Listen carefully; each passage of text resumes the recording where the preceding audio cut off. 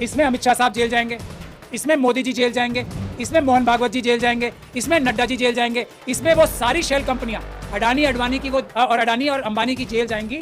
दूसरी गुजरात की shell company jail में जाएंगी जिन्होंने ये मनी लॉन्ड्रिंग और हवाला का कारोबार इस इलेक्टोरल बॉन्ड के झांसे और घपले में किया है। भी कोर्ट ने ऑर्डर में लिखा था नहीं 19 से लेकर आज तक सब आपको तैयार रखना है। और फिर ये 3 हफ्ते तक वेट क्यों किया ये कि हम नहीं दे सकते बताने के लिए? क्यों किया? क्योंकि मोदी जी ने कहा कि मेरी चोरी पकड़ी जाएगी तो आज तक तुमने जो मेरे कहने पे और मेरे से छुपके जो बेईमानी एसबीआई में की है, 25 लाख करोड़ के जो लोन माफ हुए हैं, जो भ्रष्टाचार करके लोन दिए गए, उन सब में मैं तुम्हें जेल भिजवा दूंगा। मोदी जी की चली तो ये डेटा कभी रिलीज नहीं होगा और अगर ईवीएम से चुनाव हुआ तो ये डेटा कभी ना रिलीज करने के लिए मोदी जी दूसरा पार्लियामेंट से कानून पास करा लेंगे। ये डेटा छुपाने की भी हिम्मत एसबीआई के ऑफिसर्स क्यों कर पा रहे हैं? क्योंकि मोदी जी ने उनको बोला होगा डरो मत, मैं तो ईवीएम से चुनाव जीत रहा हूं, चिंता मत करो, ईवीएम जब तक है मेरी सरकार आएगी फिर मैं कानून बना के ये जो डिटेल्स है इलेक्टोरल बॉन्ड्स की वो मैं देने ही नहीं दूंगा।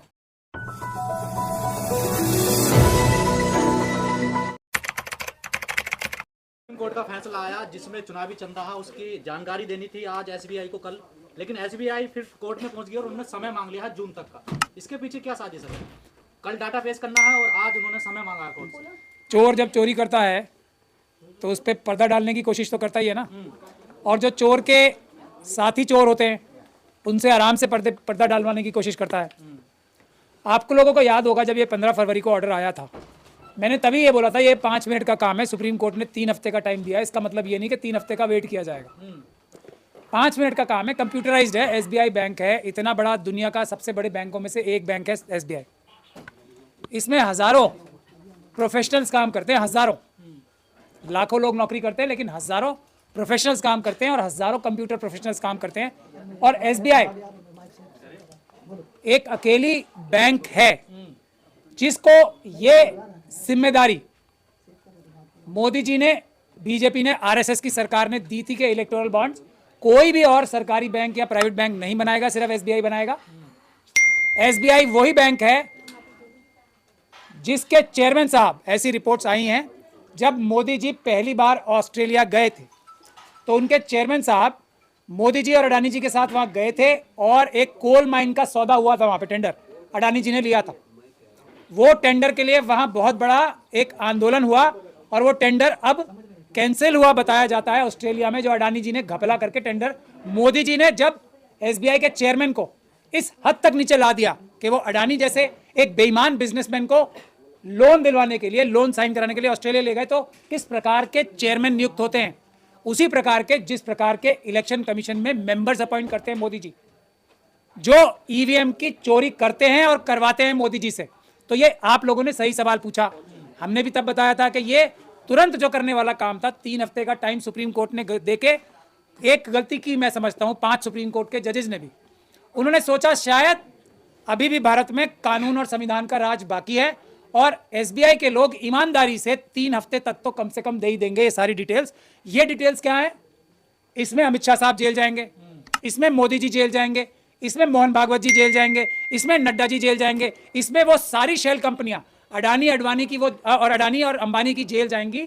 दूसरी गुजरात की शेल कंपनीज जेल में जाएंगी जिन्होंने ये मनी लॉन्ड्रिंग और हवाला का कारोबार इस इलेक्टोरल बॉन्ड के झांसे और घपले में किया है। कितना बड़ा मनी लॉन्ड्रिंग, कितने बड़े हवाला के कारोबार बीजेपी और आरएसएस के लोगों ने इसके माध्यम से किए हैं, वो सब बेनकाब होना था। सिर्फ बीजेपी ने कितने हजारों करोड़ रुपए आर्म ट्विस्टिंग करके या वादा करके कि तुम हमें इतने पैसे दो और हम तुम्हें ये काम करके देंगे, ये के अलावा भी हवाला का बड़ा कारोबार। आप लोग तो बड़ी खुशी मना रहे थे कि सुप्रीम कोर्ट का बड़ा फैसला, चुनाव से पहले ये डिटेल देनी होगी, डाटा सबके सामने आएगा। अब तो 4 महीने का टाइम फिर मांग लिया देखिए एसबीआई बैंक ने। मैं वही तो कह रहा हूँ, अब तो चुनाव हो जाएंगे इसी बीच में। अब डूबते को तिनके का ही सहारा होता है। जब चारों तरफ अंधेरा था, हम लोगों ने तब भी ये बात कही थी कि सुप्रीम कोर्ट ने ये जो एक ईमानदारी भरा फैसला किया है, और ऐसा बहुत सारे लोग कह रहे हैं देश से और विदेश से, कि ये बहुत दिनों बाद एक अच्छा फैसला आया है।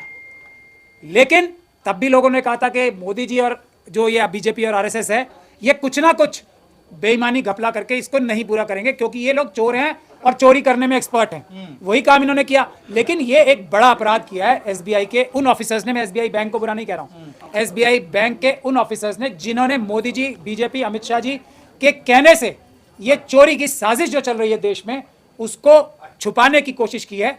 अब होगा क्या, सुप्रीम कोर्ट ने अगर अब ये कल ही या आज रात को ये फैसला नहीं कर दिया, क्योंकि सुप्रीम कोर्ट तो रातों रात भी कोर्ट खुलने के लिए जानी जाती है ना हमारी, और इतना इससे बड़ा तो कोई मुद्दा हो नहीं सकता देश में। इससे बड़ा फैसला पांचों जजेस ने एक मुंह होकर, एक दिमाग के जो जजमेंट लिखी थी, 2 जजमेंट्स, और दोनों एक जैसी जजमेंट थी। जैसे संजीव खन्ना ने दूसरी जजमेंट लिखी थी 4 जजों के साथ अपनी सहमति जताते हुए। तो जो पांचों जजों के दिमाग से जो चीज संविधान के साथ चोरी थी, संविधान के साथ धोखा था, संविधान के ऊपर अपराध था, उसको एक एसबीआई का चोर ऑफिसर उसको नकार दे, ये है मोदी जी की गारंटी। तो अब सुप्रीम कोर्ट समय दे देगा एसबीआई को या फिर कोर्ट ऑफ कंटेम्प्ट होगा?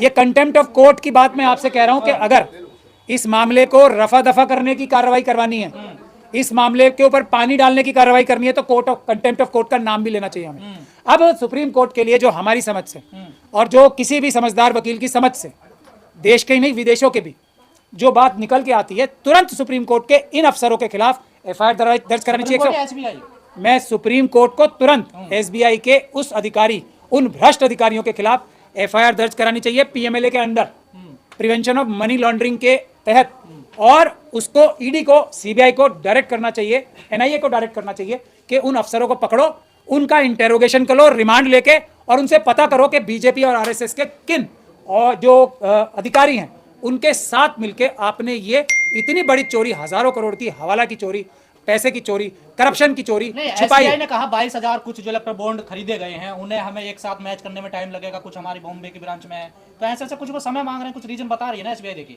मैं एसबीआई नहीं बता रही, एसबीआई के कुछ भ्रष्ट अधिकारी मोदी जी तक के 22,000 कुछ उन्होंने बताया। पहले तो उस दिन की जब प्रेस कॉन्फ्रेंस हुई थी हमारी 15 तारीख की, 16 तारीख की, उस दिन मैंने आपको ऑर्डर पढ़ के सुनाया था कि 19 के, तब भी उन्होंने कहा था कि हम एक ही बार का दे सकते हैं, तब भी कोर्ट ने ऑर्डर में लिखा था नहीं, 19 से लेकर आज तक सब आपको तैयार रखना है। और फिर ये 3 हफ्ते तक वेट क्यों किया ये कि हम नहीं दे सकते बताने के लिए? क्यों किया? क्योंकि मोदी जी ने कहा कि मेरी चोरी पकड़ी जाएगी, तो आज तक तुमने जो मेरे कहने पे और मेरे से छुप के जो बेईमानी एसबीआई में की है, 25 लाख करोड़ के जो लोन माफ हुए हैं, जो भ्रष्टाचार करके लोन दिए गए, उन सब में मैं तुम्हें जेल भिजवा दूंगा। और अमित शाह जी तो इससे भी ज्यादा बढ़ के धमकियां देते हैं, ये आपको सबको पता ही है। तो ये 3 हफ्ते तक का इंतजार करने से भी क्या चोरी नहीं पकड़ी जाती? इसलिए मैं कह रहा हूं कंटेम्प्ट ऑफ कोर्ट तो बहुत छोटी बात है, इन लोगों को तुरंत अरेस्ट होना चाहिए। सुप्रीम कोर्ट को, एक सुप्रीम कोर्ट के ही सिटिंग जज की यह जिम्मेदारी लगानी चाहिए कि वो उसकी निगरानी में एसबीआई के ऑफिसर्स को बिठाया जाए। सारे कंप्यूटर से जुड़ा हुआ है, एसबीआई की सारी कारगुजारियां कंप्यूटर से जुड़ी हुई हैं। कंप्यूटर जो एक्सपर्ट्स मोदी जी पूरी दुनिया से ईवीएम की मशीनें मैनिपुलेट करने के लिए, उनमें धांधली करने के लिए मंगवा सकते हैं, तो ये सिस्टम तो सारा ऑटोमेटिक बना हुआ है।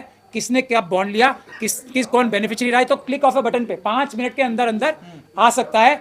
इसीलिए सुप्रीम कोर्ट को कोई एक कमेटी बनानी चाहिए जो स्वयं जाए और एसबीआई बैंक का कंप्यूटर अपने आप एक्सेस करे, उनके अफसरों के साथ बैठ के ये 5 मिनट में जानकारी निकाले और इलेक्शन कमीशन को बोले कि कल रात को ही ये अपलोड कर दी जाए, और सुप्रीम कोर्ट खुद ही अपनी वेबसाइट पे ऑर्डर के माध्यम से ये अपलोड कर दे और रेफर कर दे केस पीएमएलए का ईडी को, जैसे मैंने आपसे कहा। समय मांगने के पीछे क्या वजह? इसमें सरकार की भी सह है क्या? कुछ सरकार की शय नहीं है, सरकार की शय नहीं है, सरकार में बैठे हुए भ्रष्ट मंत्रियों की शय है, भ्रष्ट अधिकारियों की शय है, जो मोदी जी बीजेपी और आरएसएस को बचाने के लिए, उनकी चोरी छुपाने के लिए, चोरी पे पर्दा डालने का काम कर रहे हैं। वरना ये बात तो तुरंत बता देनी चाहिए थी। और उसी वक्त उनका अफसर तो खड़े होते हैं ना कोर्ट में, ब्रीफिंग काउंसिल्स, जो ब्रीफिंग काउंसिल्स खड़े होते हैं सीनियर एडवोकेट के सामने, वो तभी बता देते हैं। आमतौर पर यही होता है, अगर सुप्रीम कोर्ट कोई ऐसा ऑर्डर डिक्टेट कर रही होती है, वहीं उनके वकील खड़े होते हैं, सॉलिसिटर जनरल साहब खड़े थे वहाँ पे, वो बता देते जना माय लॉर्ड इसमें 3 हफ्ते का टाइम जो है कम है, हमें थोड़ा ज्यादा दे दें, ताकि कोर्ट उसी वक्त कहती नहीं ये तो 5 मिनट का काम है, आपको 5 मिनट में ही करना है, और आपको 15 दिन भी नहीं दे रहे फिर हम। तो अब कोर्ट पे आपको क्या लग रहा, कोर्ट समय देगा या फिर वही कोर्ट से अब पूरा देश नहीं, पूरी दुनिया ये उम्मीद कर रही है, जो मैंने आपसे कहा अभी के अभी एक टीम का, मतलब इसका कल की तारीख का वेट ना करें। डाटा रिलीज होगा या नहीं होगा? कल की तारीख, कल नहीं होगा। अगर मोदी जी 6 तारीख है ना, कल मोदी जी की चली तो ये डाटा कभी रिलीज नहीं होगा, और अगर ईवीएम से चुनाव हुआ तो ये डेटा कभी ना रिलीज करने के लिए मोदी जी दूसरा पार्लियामेंट से कानून पास करा लेंगे। तो सबसे बड़ी महत्वपूर्ण बात घूम फिर के कहां आ जाती है कि ये डेटा छुपाने की भी हिम्मत एसबीआई के ऑफिसर्स क्यों कर पा रहे हैं? क्योंकि मोदी जी ने उनको बोला होगा डरो मत, मैं तो ईवीएम से चुनाव जीत रहा हूं। कोई पब्लिक, क्योंकि एसबीआई के ऑफिसर्स भी तो रोज पब्लिक डीलिंग करते हैं ना, हर आदमी आके मोदी जी को गाली दे रहा है, हर एसबीआई का कस्टमर, ये तो उनको भी नजर आता है। तो उन्होंने बोला होगा हम तो मर जाएंगे, तो मोदी जी ने उनसे क्या कहा होगा, चिंता मत करो, ईवीएम जब तक है, मेरी सरकार आएगी, फिर मैं कानून बना के ये जो डिटेल्स है इलेक्टोरल बॉन्ड्स की वो मैं देने ही नहीं दूंगा। तो ये कभी नहीं आएंगे। अगर ईवीएम से चुनाव हुआ तो घूम के मुद्दा फिर वहीं आ जाता है, ईवीएम से चुनाव नहीं होने देना है। पूरे देश में जो आंदोलन चल रहा, ईवीएम हटाओ संयुक्त मोर्चा के माध्यम से, उसका साथ देना है। और अभी कुछ ही दिनों में हम ऐलान करने वाले ईवीएम का पक्का सुरक्षित इलाज क्या करना है, ताकि पेपर बैलेट से चुनाव